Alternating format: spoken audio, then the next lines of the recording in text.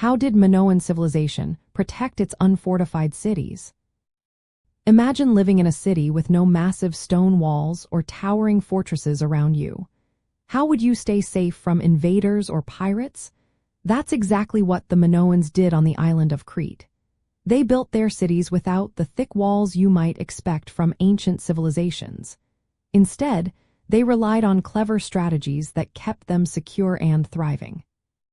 First, the Minoans had a powerful navy that was the backbone of their defense. Their ships were fast and well-built, allowing them to control the surrounding seas. This naval strength meant they could spot enemies from far away and keep them at bay before they reached land.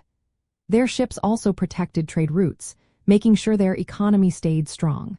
When people think of ancient defenses, they often picture walls, but for the Minoans, the sea was their biggest shield. Next, they chose locations that naturally protected them. Many Minoan towns and palaces were built on high ground, on cliffs, or in areas that were hard to attack. These natural features made it difficult for enemies to approach unnoticed or launch a surprise attack. Building on ridges or near steep slopes meant they didn't need huge walls because the terrain itself was a barrier. The Minoans also used smaller defensive structures to keep watch. Archaeologists have found watchtowers and guardhouses near their cities. These structures acted as early warning posts, alerting the community if enemies were approaching. Some towns had multiple lines of defense, with walls and bastions at key points, especially near coastlines or narrow passes. These smaller defenses helped them keep control without the need for large, continuous walls. While most Minoan cities were open and unfortified, some important sites added fortifications later on. After the volcanic eruption of Thera around 1600 BC, some towns built simple stone walls or ramparts. These were not massive fortresses but enough to protect vital areas during times of trouble.